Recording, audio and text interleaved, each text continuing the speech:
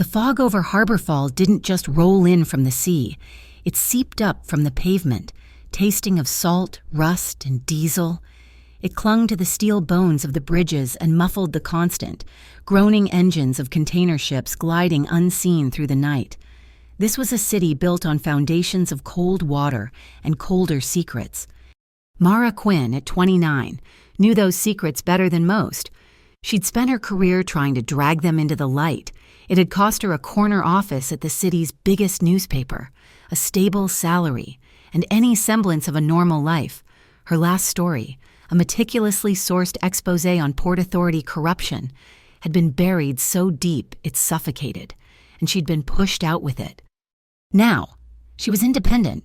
She breathed in the damp air from the rooftop of a converted warehouse, the cold metal of a new key pressing into her palm.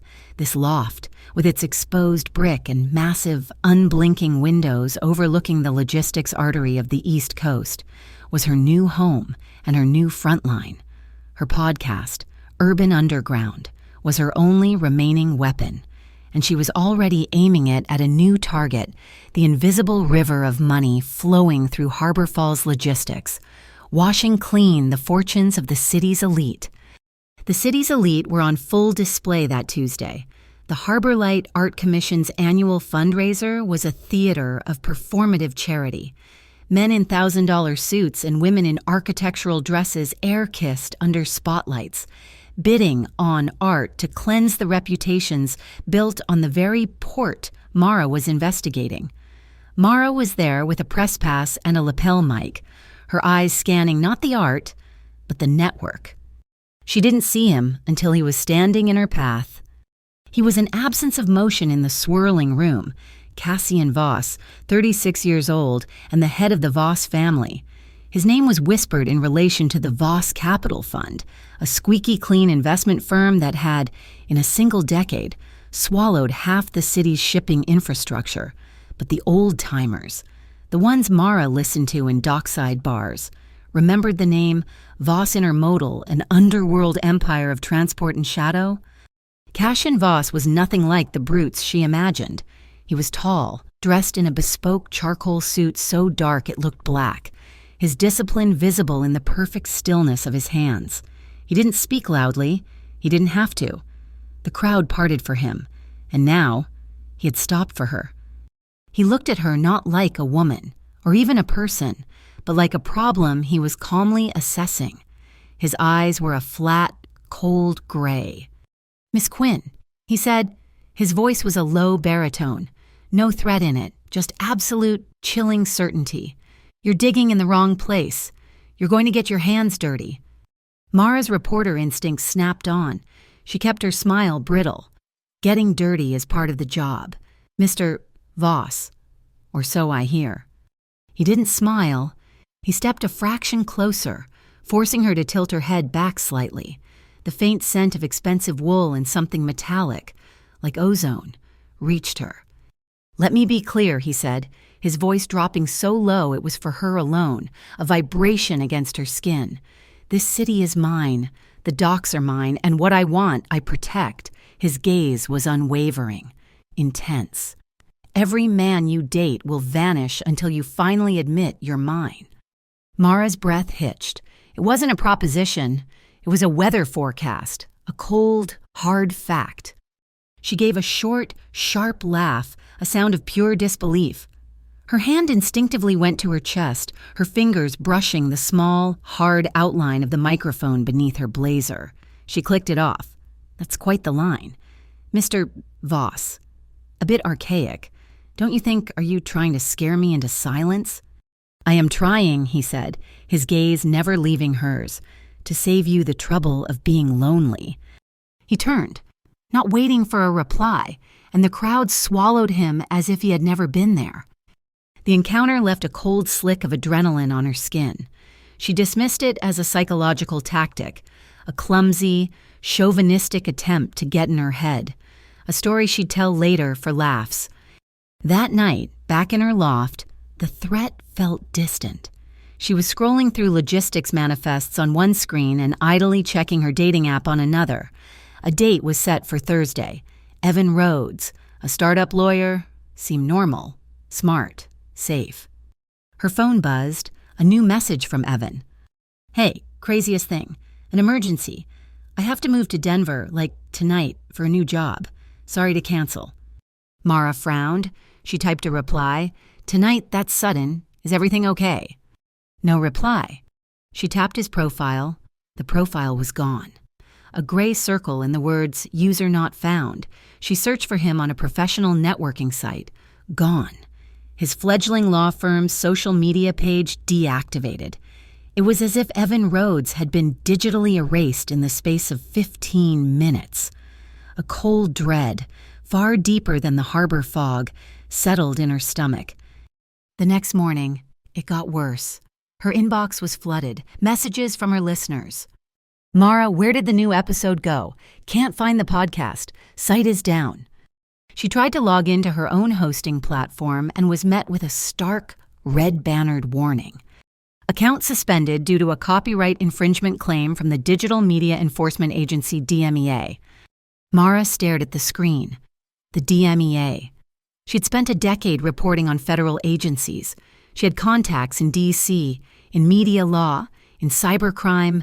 She'd never, not once, heard of the Digital Media Enforcement Agency. A quick search confirmed it. The DMEA did not exist in any federal charter. It was a ghost, a fabrication, but it had real power. It had silenced her. First Evan, now her work. Mara stood up from her desk and walked to the massive window. The sun was trying to burn through the morning haze, illuminating the endless procession of cargo cranes moving like mechanical dinosaurs. He had warned her, every man you date will vanish, but he hadn't just taken a man. He had taken her voice. He thought it was a threat. He thought he could manipulate her story, erase her from the narrative just like he erased Evan Rhodes. A slow, cold anger began to build, pushing out the fear. Mara Quinn picked up her recorder, her knuckles white. She looked out at the sprawling, indifferent city that Cassian Voss claimed as his. "You want to manipulate my story, Voss," she whispered to the glass, to the city, to him. "I'm not vanishing." She hit record. "I'll just have to tell it louder. If you were cut off from the city's grid, you went to breakwater. It was a sprawling, chaotic marketplace, crammed into stacked shipping containers on the city's forgotten pier. The air was thick with the smell of frying oil, diesel, and the metallic tang of the ocean. This was the real Harbor Fall, a place that operated on cash, barter, and nerve. Mara moved through the neon-lit maze, her senses sharp. She passed makeshift boxing gyms, where the sound of leather hitting heavy bags punctuated the rhythm of electronic music, and noodle bars steamed up the narrow walkways. Her destination was the Penny Siren, a floating bar and high-stakes card room built on an old ferry, its lights a greasy smear on the dark water. The owner, Jules Navarro, was wiping down the copper bar top, a lit cigarette dangling from her lips. Jules had been the youngest systems engineer at the Port Authority until she'd seen too much and resigned. Now, she was the city's foremost dealer in information. "They shut you down," Jules said, not as a question. She poured Mara a shot of rye without asking. "The ghost agency. DMEA? Cute." "It's Voss," Mara said, downing the rye. It burned a clean, hot line to her stomach. "He's trying to box me in." "Voss doesn't box. He suffocates," Jules said, her eyes scanning the room. "He's old money, old methods. But he's not the only shark in this harbor. You hear about Oxley Creed?" Mara nodded. "Bayline Brotherhood, new money, all flash. They're muscling in on the logistics unions. They're sloppy, loud." "Loud gets things done fast," Jules mused. "Voss is quiet, which means he's fighting a war on two fronts, Creed's noise, and you're light." Jules slid a small, button-sized object across the bar, a high-frequency audio bug. Voss Intermodal, the old yard. They still run skeletal crews there for his private logistics, a cleaning crew I know owes me. They go in at 2 a.m. You'll get 30 minutes. Mara pocketed the bug. "What do I owe you?" "Stay alive, and give me a credit when you blow this whole thing open." The adrenaline of planting the bug was still singing in Mara's veins 2 nights later when she walked home. She was cutting through the warehouse district, the streets empty, the sodium lamps casting a sick yellow glow. A semi-truck, its engine off, was idling at the intersection. She didn't think anything of it until she stepped off the curb. The engine roared to life. Simultaneously, another truck, a heavy-duty flatbed, turned the corner behind her, its horn blaring. She was caught. The first truck surged forward, blocking the street. The flatbed behind her accelerated. It wasn't trying to hit her. It was trying to kill her against the first truck. She was a mouse in a steel trap. Mara froze, the world slowing to a crawl, the diesel fumes, the blinding headlights. Then, a third vehicle. A black, impossibly sleek sedan that seemed to materialize from the shadows, moving at a speed that shouldn't be possible in the narrow street. It didn't slow. It slammed its reinforced front end directly into the flatbed's rear axle. The sound was a deafening shriek of metal. The flatbed fishtailed wildly, its horn dying as it crashed into a concrete loading dock. The first truck, its driver realizing the plan was shattered, threw its gears into reverse. The sedan's passenger door opened. Cassian Voss stood there. He wasn't breathing hard. He hadn't broken a sweat.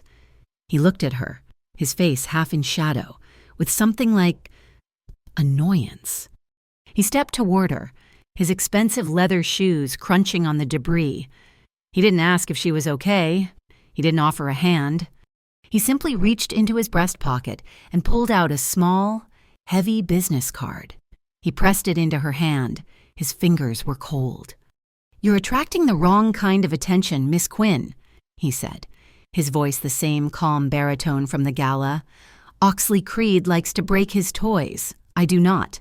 He turned and got back into the sedan, the car, its front end miraculously intact, save for a few scratches, reversed silently into an alley and was gone. Mara's legs finally gave out. She slumped against a brick wall, her heart hammering. She looked at the card in her shaking hand. It was black, ridiculously thick. No name, no number, just a single, embossed icon, a ship's anchor, with a clean break through its center. A few days later, her nerves settled but her anger focused. Mara decided to run an experiment. She reactivated her dating profile. If Cassian's threat was real, it was also a pattern, and patterns were evidence. She found him in an hour. Theo Park, charming, successful, the owner of a popular Korean fusion food truck. They messaged. He was witty, smart, and suggested they meet that Friday. Friday came. Mara was at the meeting spot, a small brewery downtown.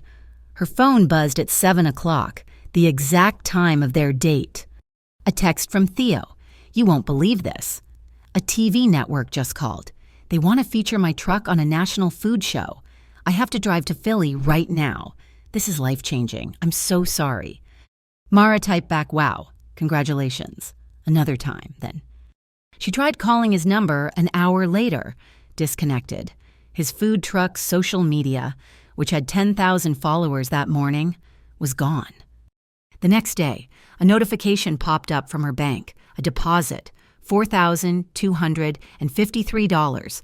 The memo line read Interregional Fee Control Tax Rebate.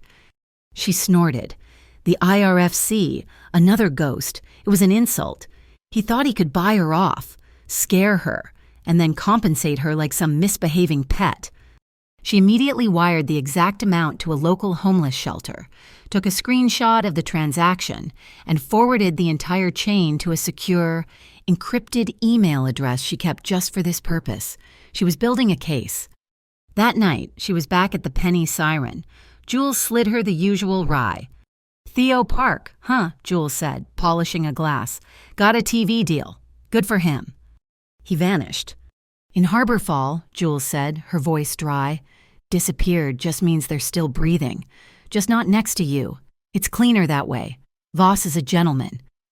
"He's a monster," Mara said. Tomato. Mara found him where she knew he would be.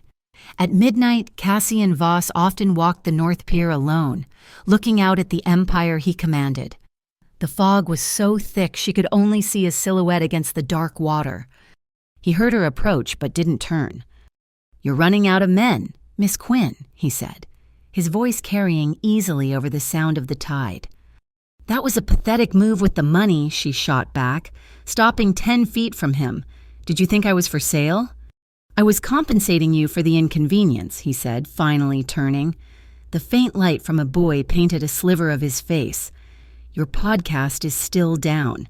Your dates are gone. Your life is complicated. This is not a game." "Then stop playing it. You send your phantom agencies. You make men disappear. You have your rival try to crush me between 2 trucks." His head snapped toward her. "Creed is not my rival. He's a butcher. I am a surgeon. I removed you from that equation." "You're welcome." "I don't want your protection," she yelled, the wind whipping her hair across her face. "I don't want your money, and I am not your property." He stepped closer, closing the distance until she had to crane her neck to look at him. He was a wall of cold, expensive wool and absolute control. "Don't you understand?" he whispered, his voice laced with a frustration so deep it was almost pain. "You can't. You're digging into my world. Stop pulling my world onto you." Mara held her ground. She was shaking, but not from cold, from rage. She looked him dead in the eye, her voice dropping to a matching whisper, sharp as broken glass. "I'm not pulling your world onto me, Voss. I'm pulling the light onto yours." Mara's podcast was still dark, but her investigation was not. The DMEA, the ghost agency that had silenced her, was the thread she pulled. It didn't exist in federal databases, but in the digital world, it left footprints. After 72 hours of code diving, she found its signature. It was buried deep in the metadata of procurement contracts for a fintech company called Aegis Clearing. Aegis was a glass and steel tower downtown that claimed to optimize global supply chains. Mara knew that was corporate language for hiding money. They used distributed ledger algorithms to make container shipments as fluid and as untraceable as cryptocurrency. As she dug into Aegis, a new name surfaced: Focus, the Federal Oversight Commission on Urban Security. It sounded official, but her gut screamed it was another ghost. A little more digging revealed it was a corporate-sponsored task force, a private security force with a public relations department.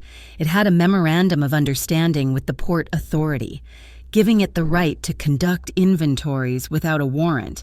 It was a blank check for corporate espionage, or worse. She needed a way inside Aegis, and she had one, Ronan Hale.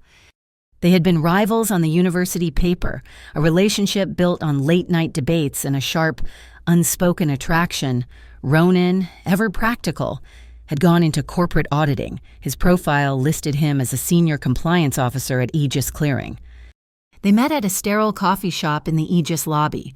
Ronan looked good, if a little tired behind the eyes, his suit sharp. "Mara Quinn," he smiled, a genuine flash of the man she remembered. "Still chasing windmills. I see. Urban Underground. Catchy. Sorry to hear you got shut down." "It's why I'm here. Ronan, I think Aegis is involved." She kept her voice low. "I'm looking into a group called Focus." Ronan's smile didn't just fade, it fell. "We don't talk about them. Look, Mara, Aegis is it's just fintech. We streamline payments. It's boring." "Then why did I find the DMEA, the agency that shut me down, embedded in your metadata?" He paled, his hand tightening on his coffee cup. "You shouldn't have that. That's internal." "Ronan, they're using you," she said, leaning in. "Whatever this is, you can get out. Be my source." His phone vibrated on the table. He glanced at the screen, and every ounce of color drained from his face. It was a total, visceral absence of blood. He stood up so abruptly, his chair scraped loudly on the tile. "I have to go," he stammered, his eyes wide, darting to the lobby's security cameras. "Ronan, what's wrong?" I just got a call, an opportunity. I'm being seconded to Taiwan, effective immediately." "Taiwan, Ronan, that's..." "I have to go. My plane leaves in 3 hours. Don't call me, Mara. Don't look for me." He fumbled for his wallet, threw a $20 bill on the table, and walked away. half running by the time he hit the revolving doors. Mara sat frozen. She waited 5 minutes, then called his number. "The subscriber you have dialed is not in service." Another one vanished. She was walking the pier that night, the cold spray on her face doing nothing to cool her fury, when a car door opened from the shadows of a warehouse. It was Cassian's sedan, the back door. She stopped. "Get in," his voice commanded from the darkness within. She got in. The interior was silent, insulated from the world, smelling of leather and cold steel. He was on the far side, a laptop open on his knees. He didn't look at her. "Ronan Hale was a fool," Cassian said. "He was sloppy. He was a loose end. You're lucky he was transferred, not erased." "You did that. You took him away." "I did not," he said, his voice hard. "His employers did. The same people you are poking with a very sharp stick. You think this is a story about money and ships? You're wrong." He turned the laptop toward her. It wasn't spreadsheets or bank records. It was a map of Harborfall. Not a street map, a map of lives. It was what she could only describe as his blackboard.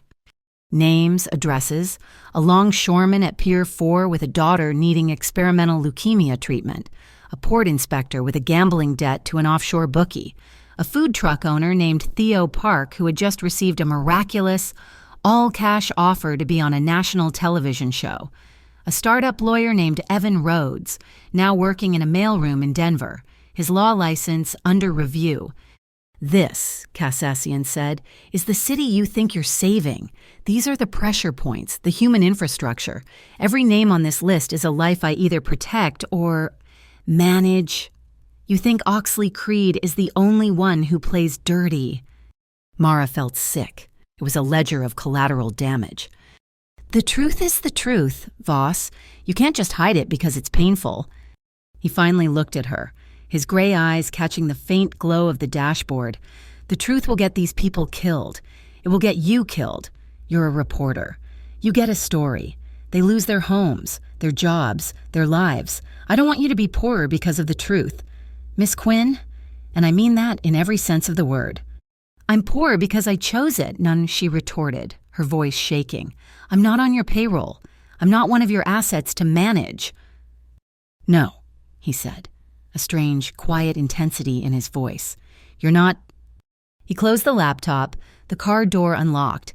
"Get out and stop meeting your old boyfriends. You're compromised enough." The next night, Jules called. "Get to the Overlook, now. The Kestrel Dawn is here." "The Kestrel," Mara said, grabbing her keys. "It's not due for 2 days." "It is now." From their vantage point above the container yard, they watched. At 2:17 a.m., as the massive ship was being guided in, the entire yard went black. Every spotlight, every security light, a total blackout. 7 seconds, Jules whispered, her hand steady on the long lens camera. The lights snapped back on. The yard looked identical. "What did we miss?" Mara asked. "We didn't miss it," Jules said, showing Mara the digital playback. She zoomed in on a specific container being offloaded by the crane. "Look, before the blackout where Esat." The container number, stark white on a blue field, red ending in 3, and after. The number now ended in 8. They changed its clothes mid-air. Mara had her hook. She had the DMEA, Aegis, Focus, and now visual proof of a container swap. She began to weave the narrative, recording the intro to her comeback episode. Then Oxley Creed hit back. The Radio Brigade, a notorious crew of mercenary hackers, launched their attack. Suddenly, the internet was flooded with the Mara Quinn tapes, deepfake videos of her taking bribes, audio of her seemingly admitting to fabricating evidence. A coordinated smear campaign designed to paint her as a fraud, a conspiracy theorist, a bitter woman who couldn't keep a job. Her credibility, the only currency she had, was draining away. Her few remaining advertisers pulled out. Even Jules looked at her with pity. She was refreshing her hate mail when a notification pinged, a secure, anonymous file transfer. It was a single folder. Inside were high-resolution satellite photos of the Kestrel Dawn container yard, time-stamped. One, from 3 days ago, showed a blue container, its number clearly ending in 3.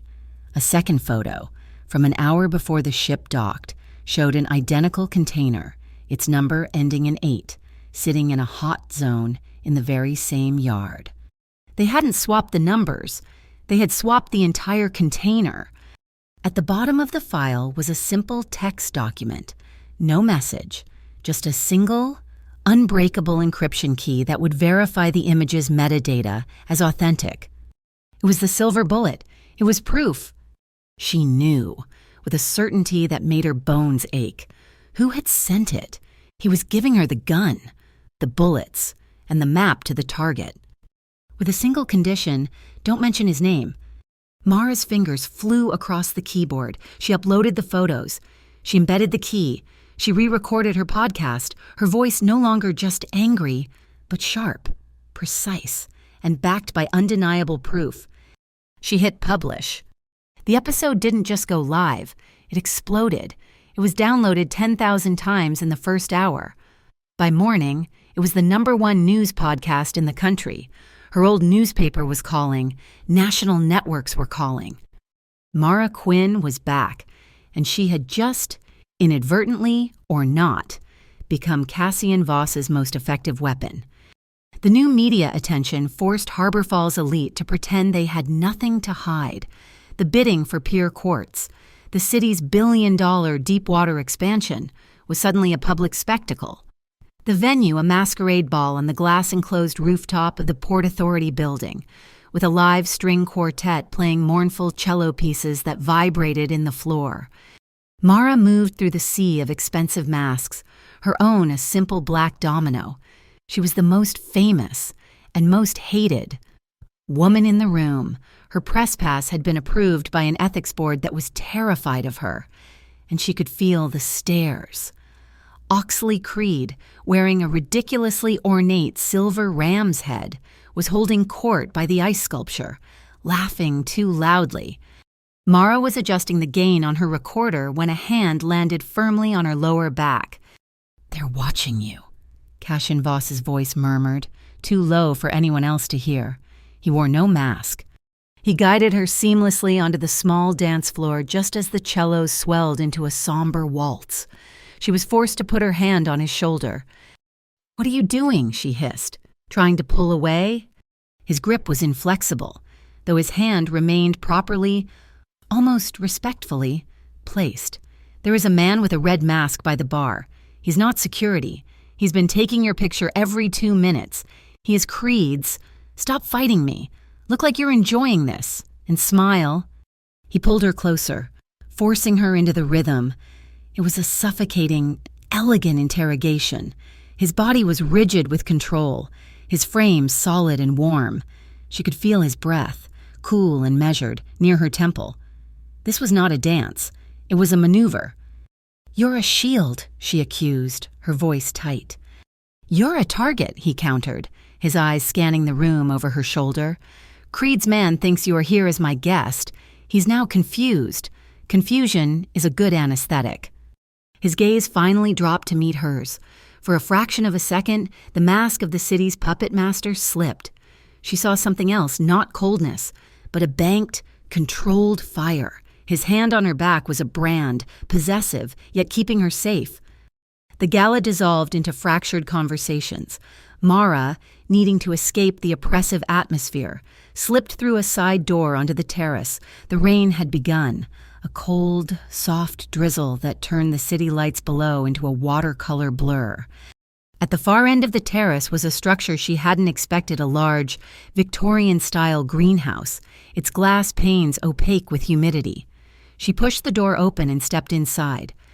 The sound of the city vanished, replaced by the rhythmic tapping of rain on the glass roof. The air was warm, thick, and smelled of damp earth and sharp anise. Rows of dark, leafy plants she recognized as licorice root filled the space. The door creaked behind her. Cassian. He stood there for a long moment, the mist clinging to his dark hair, his tuxedo jacket already damp. He walked past her, not toward her, and looked up at the glass ceiling. "My great-grandfather built this," he said, his voice quiet. "He liked to grow poisonous things." "How fitting," Mara said. He turned to her. "You're shivering." "It's just cold." He stepped closer. Slowly, he unfastened the single button of his jacket, but instead of threatening her, he shrugged it off. He draped the heavy, impeccably tailored wool over her shoulders. It was impossibly warm. The heat from his body sank into her skin, through the thin silk of her dress, chasing the chill from her collarbones. It smelled of him, that clean, cold air scent, wool and ozone. "Better?" he asked. She clutched the lapels, her hands brushing the silk lining. "Why are you doing this, Voss?" He was close now, close enough for her to see the flecks of gray in his dark eyes, close enough to feel the heat radiating from his white shirt. "Because," he said, "I'm tired of watching you freeze." He didn't move to kiss her. He just watched her, his gaze intense, as if waiting for her to make a decision. The rain drummed on the roof, a frantic, percussive beat. He raised one hand, his fingers brushing a damp strand of hair from her cheek. His touch was a spark on her cold skin. Then he leaned in, his movements agonizingly slow, giving her an eternity to pull away. She did not. His lips touched hers. It was not a kiss of passion, but of question. It was soft, hesitant, the barest pressure. He was testing the water. He pulled back a fraction, his eyes still on hers, asking permission without a sound. Her answer was a sharp intake of breath as she closed her eyes. His other hand came up, not to her face but to the small of her back, resting on the wool of his own jacket. He held her there, a barrier of fabric and restraint, leaving the choice to her. Mara's hands, which had been clutching his coat, slid up to grip his shoulders. She was the one who closed the final inch. The kiss changed. It deepened. All the control he held in his city, in his life, seemed to focus on that single point of contact. It was a kiss of profound hunger, held back for too long. She could feel the desperate, frantic beat of his heart through his shirt, a rhythm that matched the rain on the glass. The air was thick with the smell of damp earth, licorice, and the heat of his skin. A shrill, metallic sound, jarring and modern, sliced through the greenhouse, a container alarm from the docks, far below. They broke apart, gasping. The spell was shattered, but the air between them was electric, heavy with the unspent, suspended desire. Cassian rested his forehead against hers, his eyes closed, his breathing harsh. "Damn this idiot," he whispered. He pulled back, though his hands remained on her, his thumbs rubbing small circles on her back through the coat. "You think I'm a tyrant," he said. "It wasn't a question. You made 3 men disappear. Voss. What else would I call you?" He looked at her, his expression raw, the mask fully gone. "I tainted every man around you so they couldn't taint you another way. Creed, Oxley. His methods are crude. He finds a weakness, women, gambling, debt, and he squeezes. He would have found one of your dates. He would have turned them, used them to get to you, to hurt you, to discredit you. I gave them clean exits, new lives. They're safe. They're just not here." Mara felt the floor tilt. It was a confession, but it was also a strategy. He had not been punishing her. He had been managing her. "So you're admitting it," she said, her voice shaking. "You're the problem and the solution." "I am the only solution you have," he said, his voice hardening as the mask returned. Her phone buzzed in her pocket, a violent, angry vibration. She pulled it out. A breaking news alert. Elias Thorne, chairman of Focus, dead in Swiss mountaineering accident. Mara's blood went cold. She looked from the phone to Cassian's unreadable face. He wasn't a mountain climber. "No, and he was a bad investment," Cassian said flatly. A second alert followed, Pure Quartz emergency vote citing stability concerns. The UCC has fast-tracked the Pure Quartz vote. Bayline Brotherhood is now the sole bidder. "They won," Mara whispered, stunned. "While we were in here, Creed just won." He won a battle, Cassian said, stepping away from her, collecting his composure. Not the war. Her phone buzzed a third time. It was not an alert, it was an email. Anonymous, encrypted. The subject line was empty. The body of the email contained only one thing: a set of coordinates. Her heart stopped. She knew them. Every child in Harborfall knew the ghost story of Glassmouth Light, the abandoned lighthouse on the rocks. "It's a trap," Cassian said, his voice dangerously quiet as he read the screen over her shoulder. "I know," Mara said, pulling his coat tighter. It still held his warmth. "That's why I have to go." The sea spray was a physical assault, cold and sharp. As Mara climbed the slippery stone steps of Glassmouth Light, the lighthouse had been decommissioned for 30 years. A granite skeleton, warning ships off the rocks. The coordinates were a clear trap, but they were also a clear invitation. She found the entrance, a heavy iron door warped by salt, and pushed it open. The air inside was dead and smelled of rust and ozone. A single, thick power cable ran up the spiraling staircase, a modern anomaly in the ancient structure. She followed it to the lamp room. The old Fresnel lens was gone. In its place was a server rack, its blue and green lights blinking in the darkness. It was a data relay station, humming with power. She saw the Aegis Clearing logo on a router. This was a node in their shadow network, bouncing their stolen data far out to sea before sending it to its real destination. But it was what was tacked to the wall that made her blood freeze. A single faded photograph, a teenage boy, his hair too long, his suit ill-fitting, staring at the camera with a familiar, chilling intensity. Next to him, a younger girl, maybe 14, with a brilliant, defiant smile. Her name was Era, a voice said from the shadows.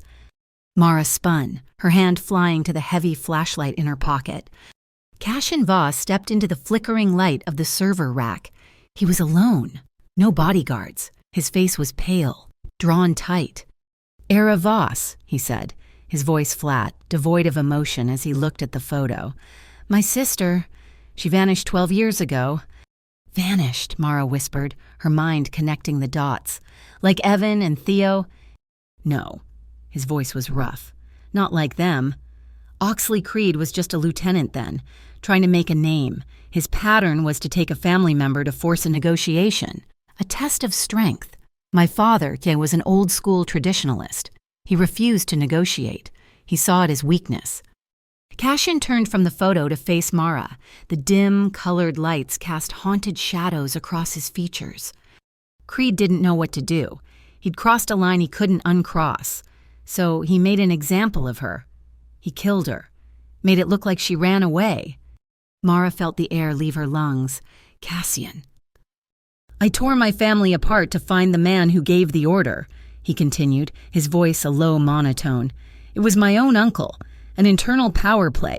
I took control of the family. I cleansed it of the traitors. And I've spent the last decade building a wall so high that no one could ever get in again. But Oxley got away. He built his own crew, the Bayline Brotherhood, on the scraps I left him. And now, he's coming for the whole city. He's coming for my port." "And for me," Mara said quietly. "He sees you as my weakness," Cassian said, his eyes finally meeting hers. "He sent you these coordinates, thinking I would follow. He's right, I did." He reached inside his jacket, the same one he had loaned her, and pulled out not a weapon, but a small, retro audio cassette. "This," he said, holding it out to her, "is the real war." She took it. "What is it?" "A secret indictment from the Asian American Maritime Commission. It's been buried for 6 months. Bayline has been using the container swaps the ones you exposed to smuggle weaponized electronics into Harborfall. Oxley isn't just trying to be a kingpin, he's trying to be an arms dealer." He checked his watch. "It's 3:05 a.m. He thinks I'm here alone. He has a team moving on this lighthouse at 4 a.m. He's going to wipe this place, and me, off the map." "Then we have to leave." "No, you have to leave," he said. He pointed to the cassette. "I need you to broadcast this. Every word, at exactly 6 a.m., not a minute sooner. Why 6? Because that's when the UCC's emergency vote on peer courts becomes final. This evidence is the only thing that can stop it. It's the only thing that can ruin him. And you, she asked, her voice tight, you're going to stay here and fight them alone. This is my fight, Mara. It's my story, she countered, her voice rising. You don't get to die for it. The red emergency light from the server rack painted the room in a pulsing, bloody glow. He was so close. She could see the exhaustion in his eyes, the deep lines of a man who had been at war his entire life. They were sharing a story of loss. He, his sister, she, her career, her safety. Her hand, acting on its own, lifted. She didn't touch his face. She touched the old, puckered scar on his wrist, just visible beneath his cuff. A different kind of fight. Her fingers rested on it. A silent question. Can I trust this? Can I trust you? He didn't pull away. He slowly covered her hand with his own, his grip strong and warm. He turned her hand over, his thumb brushing her palm. And then he did something that shattered her. He pressed a light, reverent kiss to her knuckles. He didn't release her hand. He lowered it, pressing her palm flat against his chest, right over his heart. He was giving her his word without saying a word.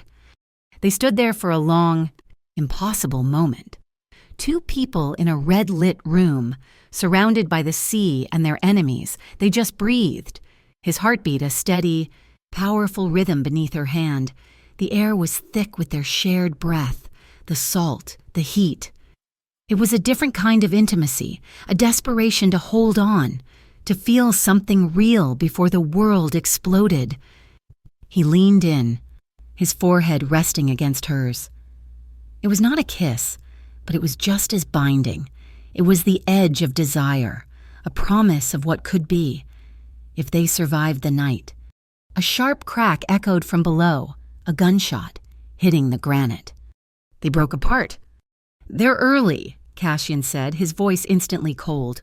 All business. He was already shoving her toward a trap door she hadn't seen. There's a sea cave below. Go, now. I'm not leaving you. Another shot, this time shattering the window. A high-powered searchlight flooded the room, blinding them. You have to, he roared.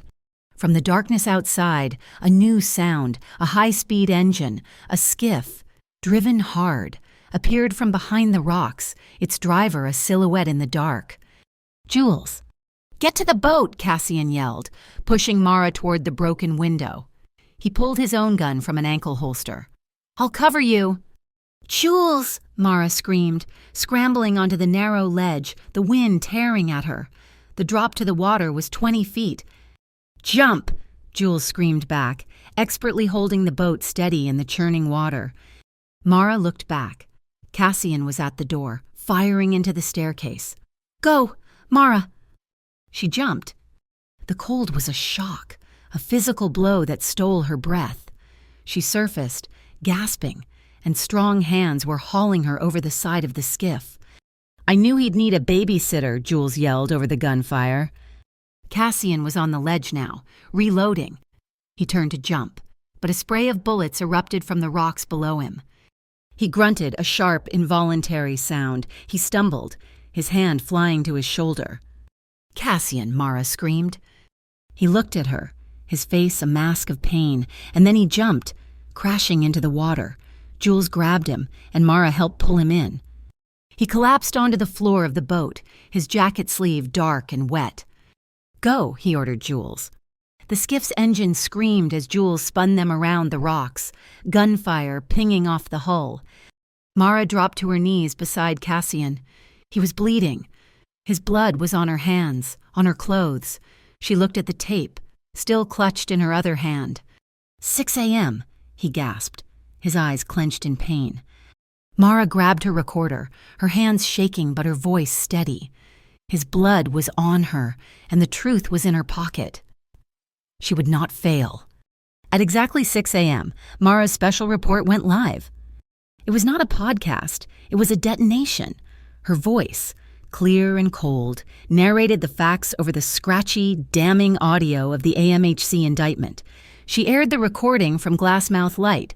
She laid out the container swap, the 7-second blackout, the shell company chain linking Aegis Clearing to Bayline Brotherhood, and the final, horrifying charge arms trafficking. Harborfall didn't just wake up, it convulsed. The stock market futures for port-related commodities plummeted. By 7 a.m., the local news had scrapped all other stories. By 8, the mayor was calling for an emergency session. The response was immediate and overwhelming. A little-known, rarely used charter was invoked, the Urban Exceptional Court. The UCC was a relic, an emergency tribunal designed to act faster than the federal government, with the unilateral power to freeze assets and halt civic operations. By 9 a.m., they had convened a televised emergency hearing regarding the Pier Quartz bid. It was legal theater, and Mara was the star witness. She sat composed, facing a panel of grim-faced judges. Across the room, Oxley Creed, now in a perfectly tailored suit, looked relaxed, flanked by a team of lawyers so slick they seemed to shimmer. His lead attorney, a silver-haired showman, spent an hour painting Mara as a disgruntled, fame-hungry journalist, a clickbait artist armed with doctored audio and conspiracy theories. She is, to put it simply, a storyteller, the lawyer boomed, gesturing to Mara. And you, sir, are a liar, Mara said evenly, not waiting for her turn to speak. The courtroom gasped. The lead judge hammered his gavel. Miss Quinn, you will wait. He's lying, Mara repeated, her eyes locked on the lawyer. He's calling the Asian American Maritime Commission liars. He's calling the satellite imagery liars. Ask him about focus. Ask him where Chairman Thorne is. The room fell silent. Focus, the corporate task force, had vanished. Its lawyers were absent. Its offices were dark. Miss Quinn, the judge said, his voice softer, we are not here to try Mr. Creed, but to assess the stability of the Pier Quartz bid. A stir at the back of the courtroom. A door opened, and Cassian Voss walked in. He was not in a tux. He was in a dark gray suit, his shoulder clearly stiff, his arm in a discreet black sling beneath the jacket. He was not with a legal team. He walked alone. Your Honor, he said, his voice filling the room, I am Cassian Voss, representing the Voss Capital Fund as a concerned citizen and the largest private logistics holder in this city. I am here as a third party. He placed a single leather-bound folio on the bailiff's desk. These are my internal audits of Bayline Brotherhood's shipping manifests for the last 18 months. Cross-referenced with Port Authority data, they show irregularities. I am submitting them to the court and to Miss Quinn to ensure full transparency. He looked at Mara, just for a second. It was not the look of a lover or even an ally. It was the look of a wolf recognizing another predator across a field. It was primal, possessive, and utterly restrained. He had just handed Oxley's head to the court on a platter, all while positioning himself as a civic-minded hero, and he had kept the Voss name clean. The court recessed for an hour. Mara found herself in a marble hallway, the scent of fresh paint and old floor wax thick in the air. The click of expensive shoes approached. He cornered her, not aggressively, but definitively, standing close to a freshly painted alcove. You're hurt, she said, her voice a low vibration. She looked at his shoulder. It's a scratch. You used me, she said, though there was no heat in it. It was a statement of fact. You gave me the evidence at the lighthouse so you could discover it later. I gave you the truth, he countered. You gave it a voice. We both got what we wanted. And now, he was close, too close for a public hallway. She could feel the heat rolling off him, see the tightness around his eyes. He was running on pure adrenaline. Now, he said, his voice dropping, you are in more danger than you have ever been. Creed is finished, but he's a rabid dog. He will lash out, back down, go dark. Let me clear the board. Mara felt a flash of the old anger. I'm not leaving, and I am not a pawn on your board, Cassian. The use of his first name hung in the air between them, stark and heavy. Before he could answer, the bell rang, calling them back. The verdict was swift. The UCC announced the Pier Quartz bid was frozen indefinitely, pending a federal investigation. For 30 days, all operations would be controlled by a new, neutral entity, the Interim Infrastructure Custodianship, the LTI. Oxley Creed stormed out of the courtroom, his face purple. Mara won. The city won. That night, she was in her loft, watching the rain lash against the big windows, the adrenaline finally draining away, leaving her exhausted. She was making tea when the world exploded.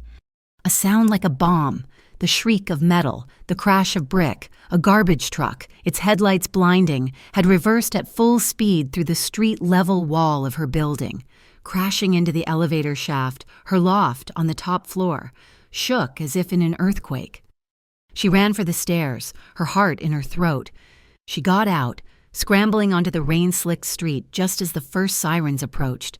She looked back at her building, at the gaping, steaming hole. And on the brick wall, just above the wreckage, painted in dripping red, a ship's anchor, wreathed in flames. It was not a threat. It was a declaration of war. She was standing, shaking, wrapped in a paramedic's blanket, when a black sedan pulled up. A man in a simple suit got out. He didn't look like a bodyguard. He looked like an accountant. "Miss Quinn," he said politely. "Mr. Voss sends his apologies. He has secured a suite for you at the Meridian. He insists." Mara looked at the man, then at the two other men who had fanned out, their eyes scanning the rooftops, an invisible net. She felt a cold, blinding rage. "You tell Mr. Voss I'm not his asset to protect." She stormed off, disappearing into the chaos of the emergency vehicles. She found him an hour later, at the only place she knew he'd be, the North Pier, standing in the rain, looking at the city. "You put a tail on me," she yelled over the wind. He turned, his face unreadable. "You were almost killed. And you knew he'd come for me, and you set your men on me like a piece of property." "I set my men on you because I cannot lose you," he roared, the control finally breaking, his voice raw. The rain plastered her hair to her face. "You don't get to make that choice. You don't get to manage me. Not anymore." He stood there, soaking wet, his sling visible, his entire empire shaking. He looked beaten. Not by Creed, but by her. He nodded. A sharp, painful gesture. "Fine." He was breathing hard. "Then what are your terms?" "My terms?" "For protection," he said. "For this alliance, on your terms. What are they?" Mara stared at him, the burning anchor tattooed on her memory. She was in a war she couldn't win alone, and he was offering her an army, but this time, asking her to be the general. "My terms," she said, her voice shaking but hard, "are that you tell me everything. No more ghosts, no more managing. Every move, we make together, and you, Cassian, you answer to me."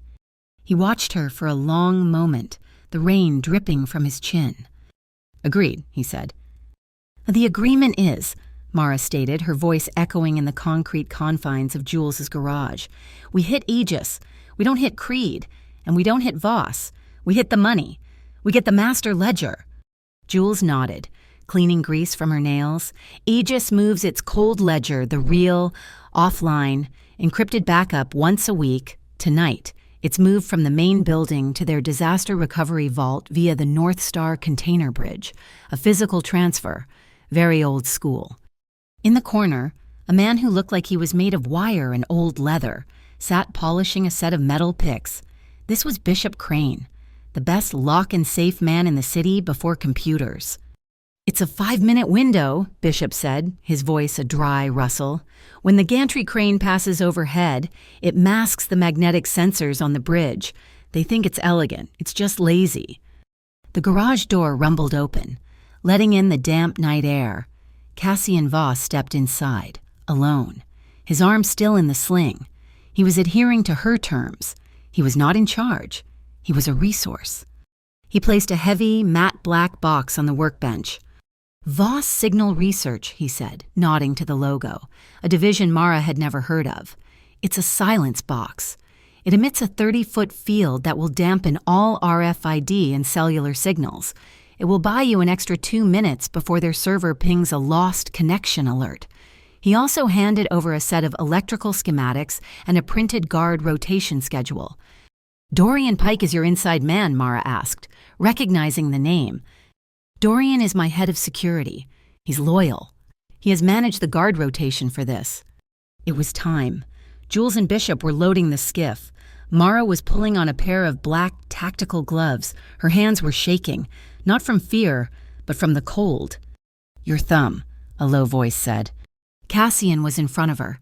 She had fumbled the strap on her right glove.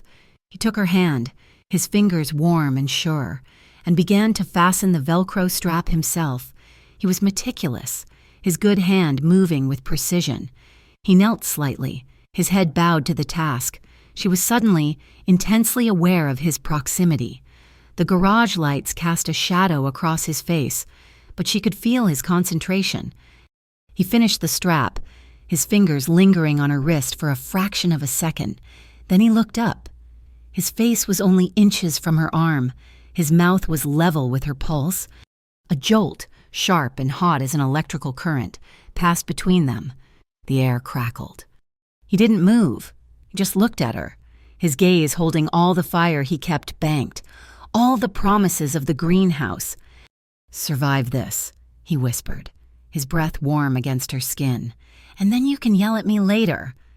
Mara's hand, the one he wasn't holding, rose. She placed it flat on his chest, over his heart. She could feel the steady, powerful beat, a counterpoint to her own frantic pulse. She held it there for 1, 2, 3 seconds in agreement, a promise, a warning. Then she pulled her hand back. "Let's go," she said to Jules. The heist was a study in shadows and rain. The North Star container bridge was a high, narrow catwalk suspended between 2 warehouses, the yellow sodium lights blurring in the downpour. Below them, the dark, churning water of the harbor. Jules was in the skiff, monitoring comms, Bishop with a surgeon's delicacy. Worked the lock to the bridge access door. It snicked open in under a minute. "You're in?" Bishop whispered into his mic. "I'm on the far door. Go!" Mara moved onto the bridge. The wind was a solid wall, trying to tear her from the metal grating. She clutched the silence box. As she reached the midway point, she saw the security hard case, a silver briefcase chained to the railing. This was the transfer. She set the box down, activating its low hum. "Camera's looping," Jules' voice said in her ear. "You have 4 minutes." Mara got to work, not with picks, but with a small, high-powered drill, boring out the lock. It was loud, but the wind and the groan of the nearby gantry crane covered the sound. The lock gave, inside, a single military-grade hard drive. Ledger D was scrawled on it in marker. She had it. "I've got it," she said, sliding the drive into her pocket. "Bishop, I'm coming to your—" A klaxon, deafening and high-pitched, split the night. "Mara, get out," Jules yelled. "All the lights just went red. All of them." Mara sprinted for Bishop's door. It slammed shut, a heavy magnetic lock booming into place. She was trapped. She spun, running back the way she came. That door slammed shut.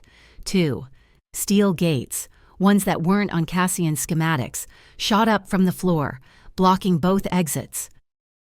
"What's happening?" Mara yelled, hammering her fist on the gate. "It's Dorian." Cassian's voice, frantic and raw, exploded in her ear. "Pike, it was him. He's the mole. He was Oxley's man all along. He—" "Oh God, Mara." A hissing sound from above, the sprinklers, but it wasn't water. A thick, acrid-smelling foam began to spray down. It hit the metal grating and sizzled. It was a chemical wash, a solvent, designed to destroy any and all evidence. It would destroy the drive. It would destroy her. She huddled against the gate, holding the drive under her jacket, the foam already eating at the leather of her boots. "Cassian," she screamed into the mic. "I'm coming," he roared back, but he was miles away, at the garage. "Dorian, I will kill you." Then, a new sound, below the bridge, a roar, not of a boat but of a diesel engine. The largest forklift Mara had ever seen, a heavy-duty container mover, burst from the warehouse doors below. It was moving impossibly fast, its massive forks raised. At the wheel, his face a mask of pure, murderous rage, was Cassian Voss. He had broken his promise. He was here. "Hold on," he yelled, not over the mic, but with his own voice. He angled the lift, the tips of the massive forks just under the bridge. He was 100 feet away, but closing. "He's gonna ram the pylon," Jules screamed. "No, he's not," Mara whispered, realizing his plan. The foam was rising, the air burning her lungs. Cassian didn't slow. He drove the forklift directly at the bridge, perfectly aligning his raised forks with the steel gate. With a sound like a thunderclap, the 2-ton forks, driven by an engine built to move ships, punched straight through the steel gate, shattering the lock and the wall. "Jump," he commanded. Mara didn't hesitate. She threw herself from the burning, acidic foam into the darkness, landing hard on the steel tines. Before she could even move, she was being hauled backward, his one good arm grabbing the front of her jacket, pulling her bodily into the operator's cabin. He slammed the forklift into reverse, pulling them out just as the chemical sprinklers reached full pressure, flooding the bridge. The cabin was tiny, a cage of steel and glass, smelling of oil and his scent. They were pressed together, shoulder to hip, her back against the wall, his body half covering hers. The rain and foam streaked the windows. A support cable, weakened by the foam, snapped, whipping against the windshield, shattering it. Glass exploded inward. Mara cried out, but Cassian was faster. He threw his body over hers, his good arm coming up to shield her head, his sling-bound arm pressed painfully between them. He tucked her head under his chin, his hand tangled in her hair, pressing her face against his neck. They were frozen. His heart hammered against her cheek, a wild, frantic rhythm. She was breathing his air, her hands trapped between them, flat against his chest, the smell of his skin, the rain, the adrenaline, was overwhelming. The cabin was dark, silent, save for their ragged, gasping breaths and the hiss of the chemical rain outside. They were pressed so close. It was impossible to tell whose trembling was whose. But even in the chaos, with his hand covering the back of her head, his touch wasn't violent. It was protective. It was desperate. And they held there, on the brink, the fire from the greenhouse, the tension from the garage, all culminating in this dark, suffocating, life-saving embrace. They did not kiss. They just held. The Green Chapel was a long-forgotten horticultural dome on a small island in the city's industrial canal system.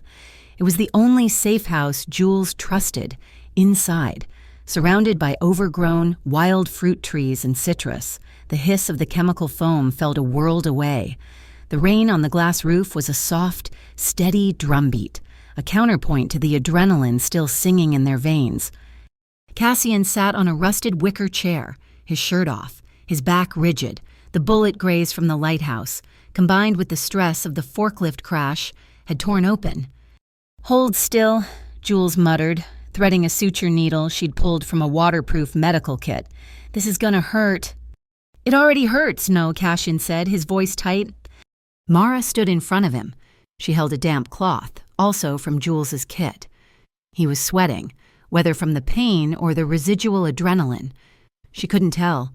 Her hand, acting of its own accord, reached up. She gently wiped the sweat from his temple, his cheekbone, his jaw. He didn't flinch. He didn't even open his eyes. He just let her, his body leaning into her touch almost imperceptibly. The distance between them had been erased. There were no more suits, no more bodyguards, no more city between them. Just the humid air, the scent of damp earth, and the quiet intimacy of the gesture. Jules finished with a sharp knot and stepped back. "Done. Don't do anything stupid for at least 12 hours. I'll take Bishop and secure the boat. Don't light any fires." She and Bishop disappeared into the rainy darkness, leaving the two of them alone. The only light came from a string of battery-powered fairy lights Jules had strung up, casting a soft, warm glow. Cassian finally opened his eyes. He looked at Mara, his gaze raw and unguarded. He was a man who had just broken every rule he had ever made, and he had done it for her. She sat on the edge of a potting bench in front of him. The silence was thick, filled with everything they hadn't said. He stood, slowly, wincing as his shoulder pulled. He walked to her. He didn't stop until his knees were almost touching her. He looked down at her, the rain and the fairy lights reflected in his dark eyes. He tilted his head, and his mouth, soft and warm, brushed her temple. It was a feather-light touch, a question. He lingered, his breath stirring her hair, and then he traced a slow path down her cheekbone with his lips. He was not taking, he was asking. His hand, his good hand, came to rest on her hip. It was not a possessive grip. It was an anchor, a point of contact, the pressure just enough to let her know he was there, but light enough that she would have to be the one to close the distance. Her hand came up to his chest, and she pulled him the final inch. The kiss was not like the one in the other greenhouse. That had been a question, a spark. This was a conflagration. It was long and deep, a release of all the pent-up fear and tension and white-hot adrenaline. It was the rain on the roof, the scent of ripe fruit, the taste of him. They whispered each other's names against each other's mouths, a broken, desperate litany. His heavy jacket, the one from the gala, which he'd been using as a sling, slid from his bad shoulder and fell, unheeded, to the rattan chair. His hand slid from her hip, tracing a line up her side, to the small of her back. His fingers brushed the hem of her shirt, and he stopped. He pulled back, his breath ragged, his forehead resting against hers. "Continue," he whispered, his voice thick. Mara's heart was a trip hammer. She was trembling. She nodded, a tiny, jerky motion, but then, as he leaned in again, she put one finger to his lips. He froze. "Let the victory night be over first," she whispered, her voice shaking but firm. "Let this be after, not during." She needed this to be a choice, not a consequence. A slow smile, the first truly unguarded smile she had ever seen, touched his lips. He captured her finger, kissing the tip, before lacing his good hand through hers. "After," he agreed, his voice a low vow. He rested his forehead against hers again. They just stood there, hands clasped, breathing each other in.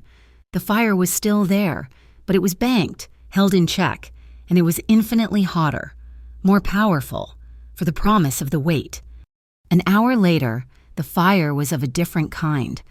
Mara had the Ledger Delta drive plugged into Jules's waterproof laptop. Cassian sat beside her, his presence a solid, reassuring weight. "My God," Mara whispered, her eyes flying across the screen. It was all there, the container swaps, the arms deals, the ghost agencies, but there was more. The core of it.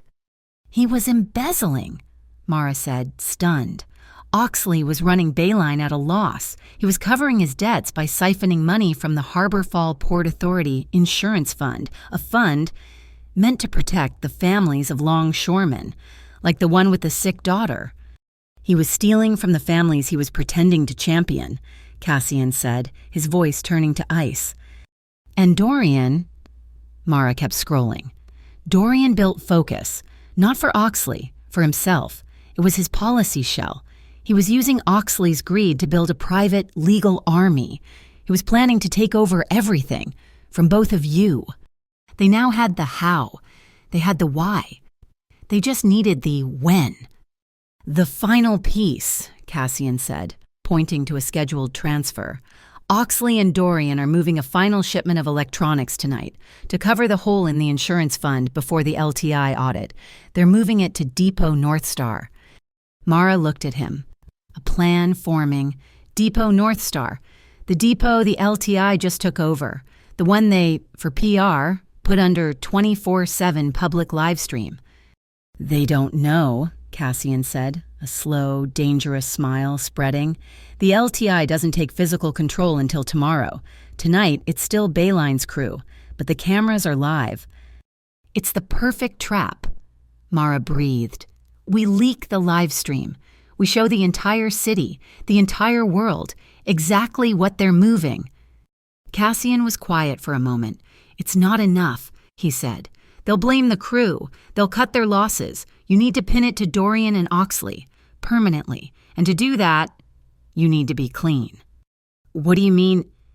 This runs deep, he said, turning to face her, his expression grim. Dorian was my man. That makes me complicit.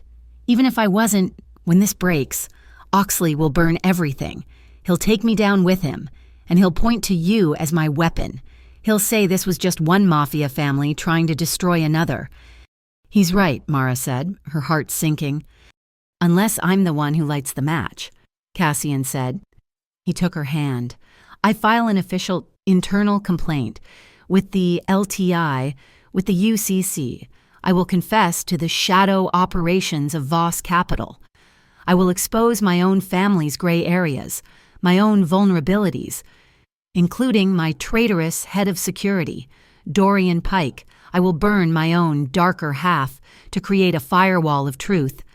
He was offering to sacrifice his empire, to tarnish his own name permanently, to protect her. You'll be exposed, she whispered. They could investigate you. They will, he said, but it will stop any retaliation against you. You will be the journalist who broke the story, not the woman a mob boss used. It's the only way. Mara looked at him, at the man who had once threatened to erase her world, now offering to sacrifice his own. I agree, she said, her voice clear, with one condition. He waited. No more protecting me by cutting my options. No more secrets. We do this together. Every decision, every file, every call. We speak it, out loud, between us. No more games. He brought her hand to his lips, his eyes never leaving hers. On my honor, Cassian Voss said. The Port Transparency night was live. Mara's face, calm and professional, filled the corner of a screen that was split with a dozen feeds from Depot North Star. Her resurrected Urban Underground podcast was now a full-blown news operation, and over 50,000 people were watching the supposedly empty, LTI-controlled warehouse. What you are seeing, Mara said, her voice even, is the public's view of our city's infrastructure. Tonight, we watch together. We ensure the handover is clean. In the depot, Oxley Creed watched a different feed his own security cameras. He saw the live stream icon. He saw the viewer count. And he saw his own trucks, loaded with the illicit electronics, pulling up to the loading bay. Oh, it's a trap, he snarled, throwing his monitor to the floor. It's all a trap. Get our people in there. Burn it. Burn all of it and shut her up. Shut her up now. The plan splintered. Oxley, desperate, dispatched his team to storm the depot and destroy the evidence. Dorian Pike, colder and more precise, took his own team. He wasn't going to the depot. He was going to the source. He was going to Mara's new safe house, the loft above Jules's garage. The agreement had been clear. We move together, Mara had said. Cassian, his arm now in a more functional brace, stood with his small, loyal team. Jules, Bishop, you're with Mara. Lock it down, Pier. 7 is on alert. I've triggered a silent alarm about a structural failure at the depot. There'll be the neutral element, the rest of you. You're with me. We're not letting that evidence burn. The night exploded. At Depot North Star, Cassian and his men slipped in through the maintenance tunnels. Just as Oxley's crew used a truck to ram the main bay door, it was chaos. Alarms blared. Cassian moved through the maze of shelving. A ghost. He found Oxley in the central sorting area. The automated inventory scanners were still active, sweeping the floor in rhythmic, green and red laser grids. Voss Oxley roared, pulling a heavy wrench from a nearby bench. You set me up! That bitch set me up! You set yourself up, Oxley, Cassian said, his voice dangerously calm. He didn't draw a weapon. They met in the center of the floor. Oxley swung the wrench, a wild, furious arc. Cassian, even with one bad arm, moved with a brutal economy. He deflected the blow, stepped inside Oxley's reach, and delivered a short, precise strike to the man's ribs. The fight was ugly, a close-quarters brawl under the sweeping laser lights. Every move was being captured, not as clear video, but as a digital scan of their heat and motion. Cassian was the picture of control.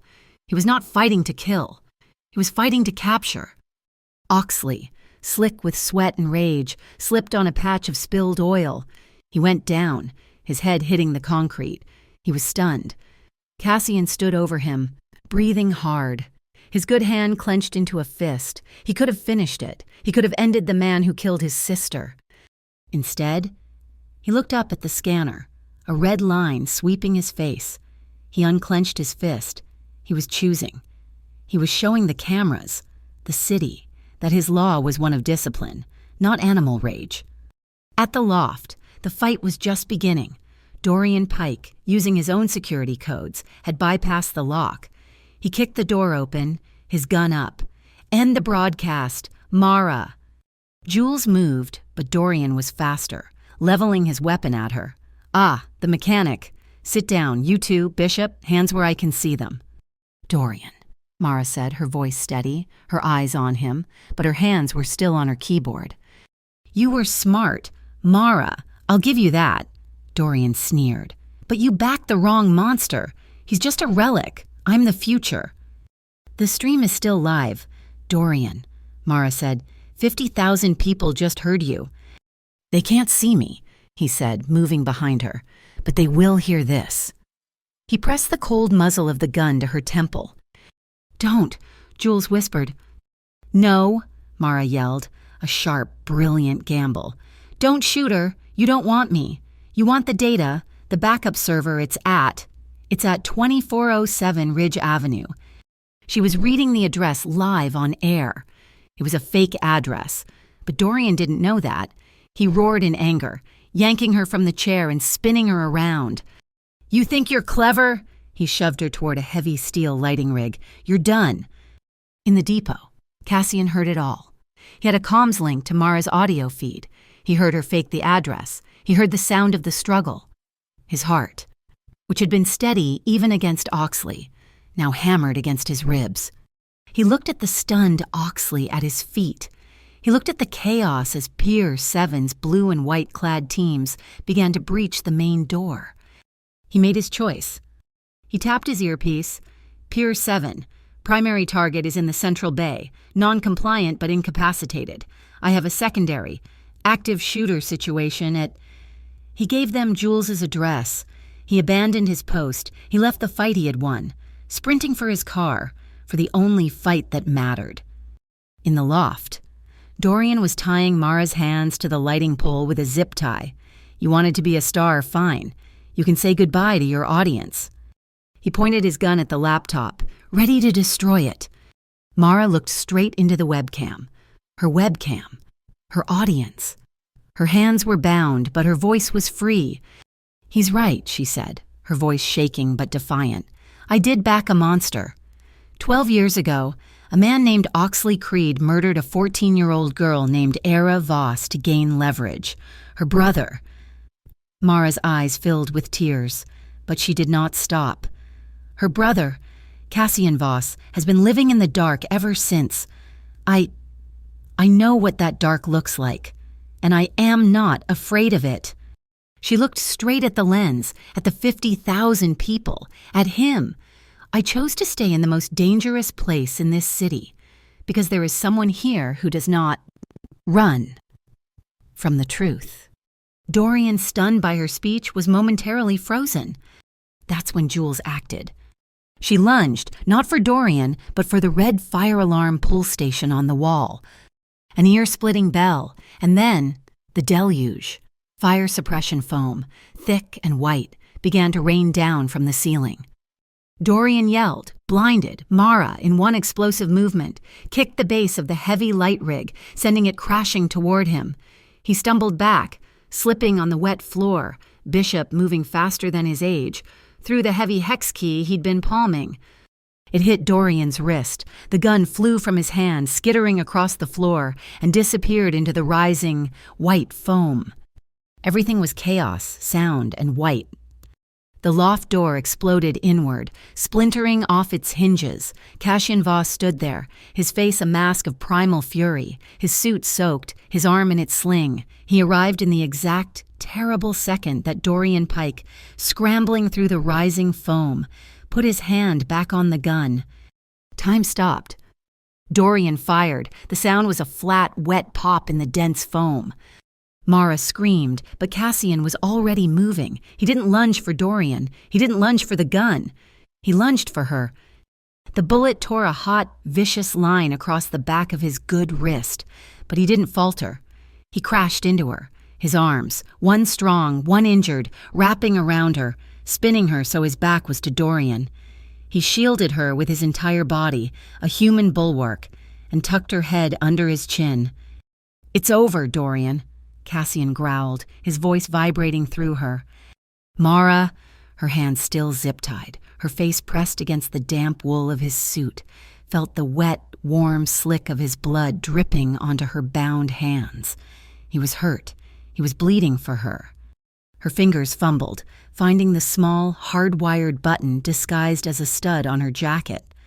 A secondary, close-range camera she always wore. She pressed it. The feed went live. "Over!" Dorian shrieked, his face emerging from the foam, twisted in madness. He saw the blinking red light on her jacket. He didn't see a camera. He saw a microphone. He saw his last chance to speak. He grabbed it, pulling Mara and Cassian toward him. "You think he wins the relic? The man who wanted to stay in the shadows?" Dorian's face filled the camera, visible to tens of thousands. "I built focus. I made it a legitimate shell. I was going to use his muscle and Oxley's greed to take it all. It was mine." The main door crashed open again. This time, it was Pier 7 moving in perfect tactical formation, their weapons raised, their blue and white uniforms stark against the foam. They saw Dorian Pike, weaponless, confessing his entire conspiracy to Mara's jacket. It was over. Simultaneously, across the city at Depot North Star, similar floodlights snapped on. Oxley Creed, still on his knees, was illuminated for the press and the LTI to see, surrounded by the crates of illegal electronics. The UCC, broadcasting over an emergency channel, issued a statement Oxley Creed and Dorian Pike were in custody.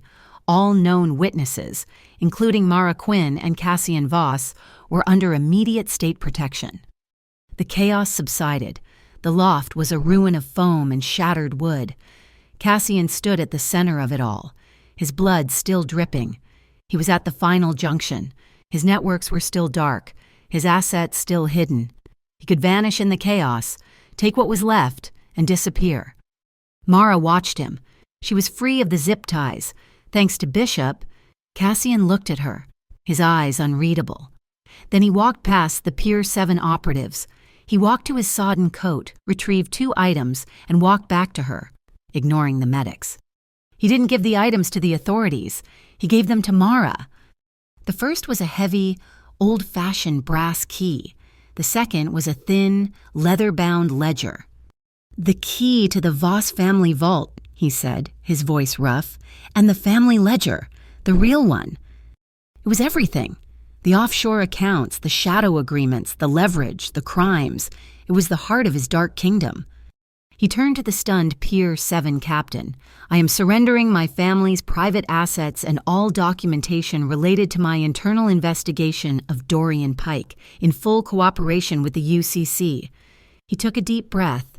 "I'm ready to testify." He had chosen. He had stepped out of the shadow, not for the city, but for her. The field medical station was a sterile white tent under the harsh glare of fluorescent lights. Mara was finishing the bandage on Cassian's wrist. Her hands were shaking with the adrenaline come-down, but her motions were sure. He hadn't stopped watching her. She taped the final piece of gauze. "There," she whispered. His good hand came up, not to touch her face, but to cup the back of her head. He pulled her in. The first kiss was a collision. It was frantic, desperate, tasting of salt, foam, and the metallic tang of his blood. It was the culmination of every fight, every chase, every moment of denial.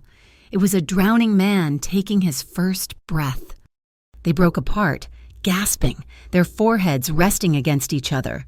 They were both trembling. A slow, exhausted smile spread across his face. A single tear cut a clean path through the grime on her cheek, and she smiled back. He leaned in again. The second kiss was different. It was slow. It was deep. It was devoid of panic and full of promise. His good hand slid from her hair down her back, tracing the curve of her spine, pulling her flush against him. Her fingers, no longer bound, curled, tangling with the edge of his new bandage. It was not a kiss of adrenaline. It was a vow. A bottle of soda popped open, the sound ridiculously loud in the tent. Jules stood there, holding the bottle. "Next time," she said, her voice deadpan, "just warn me before you schedule the live broadcast. My insurance company is going to hate this." The air broke. Mara let out a sound that was half laugh, half sob. Cassian threw his head back and laughed, a real, unrestrained sound of pure relief. Cassian Voss faced a public hearing. He did not hide behind lawyers. He testified, confirming every discovery Mara had made and adding his own. He laid the Voss family's sins bare.